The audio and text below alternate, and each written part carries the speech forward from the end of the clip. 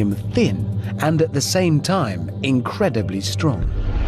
And that's where the Mongol bow comes in. In the 12th century, the Mongol Emperor Genghis Khan set his sights on world domination, and he planned to destroy his enemies with archery. This is the longbow, an extremely powerful weapon constructed from a single piece of wood. The wood must be strong enough to survive the heavy bending force of a man's body weight. But to conquer the world, Genghis Khan needed a bow that could be fired from horseback, by mounted warriors in a highly mobile army. I'm about to find out why that was a problem with traditional bowyer Steve Ralphs. I can see how the principle, the theory works, because, you know, horse, mobile, weapon, great, but practically, how did it actually work? How could I kill somebody with this, sitting on this? The first shot is here as you come in from the left-hand side of the horse. So it's 1, 2, 3, up and over, 4. So let me just try those. So, sorry. If there's one thing I need, it's a compact weapon. My arm's twisted now, I can't. And I can vouch for the fact that the longbow is not it. So the problem with the longbow for this job is its longness. So what happens if you try to make a shorter bow with the same power from a single piece of wood? So I'll give you a short bow. Thank you. And some protective equipment. Right. Yeah, that's not worked at all, has it? Here's why. When a bow is drawn, the outside stretches so that it's longer than before. But the inside squeezes, making it shorter than before. So the bow has to handle two very different forces at the same time.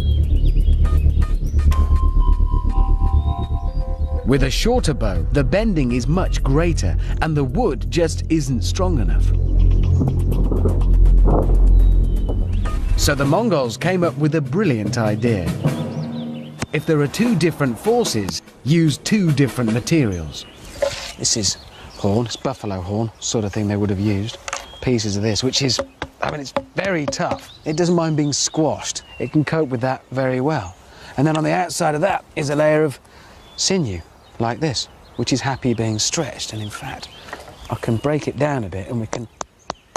The sinew comes from tendons in a deer's hind legs, and its fibres are highly elastic. The combined properties of horn and sinew make for one ideal weapon. You actually bind sinew to this side of the bow, the back of the bow. You place horn plates on the inside of the bow, on the belly. And then you can, in a very short bow, you get the same drawing. Now, if you did that with just a wooden one like the one I just did... Well, you saw the results. Yeah, but this, you can draw and it can take a bigger curve. Wow, you can feel it. With buffalo horn on the inside and sinew on the outside, the bow can handle squeezing and stretching at the same time. It's like elastic. Mongol bows were short enough to fire from horseback, but still strong enough to hit targets 300 meters away.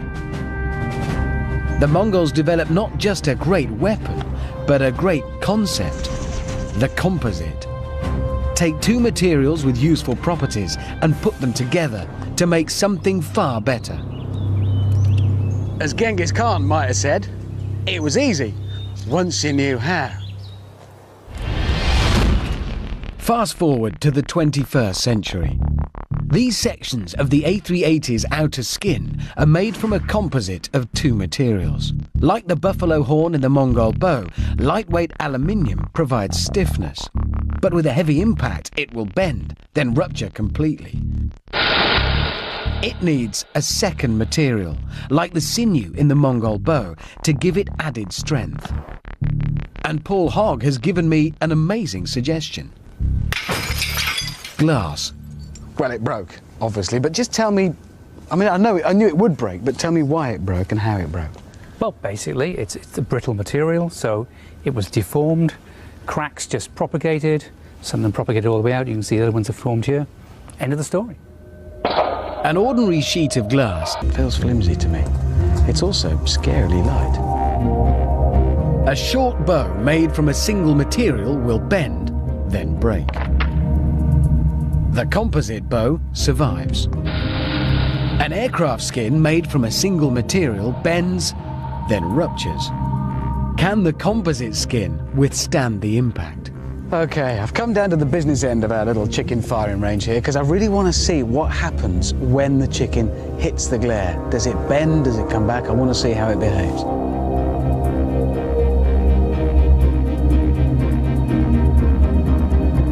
You ready, Richard?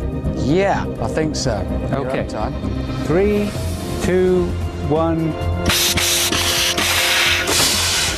Oh, well, it's not very nice being that close to a very fast chicken, but it's resisted it. It hasn't gone through.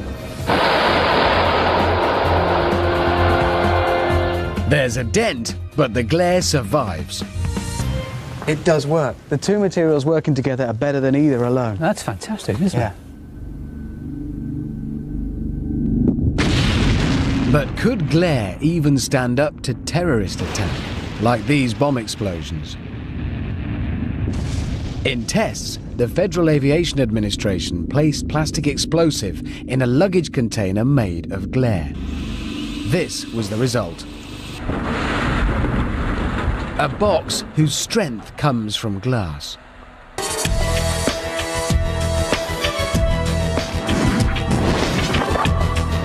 For the A380's designers, glare is the perfect combination of high strength and low weight.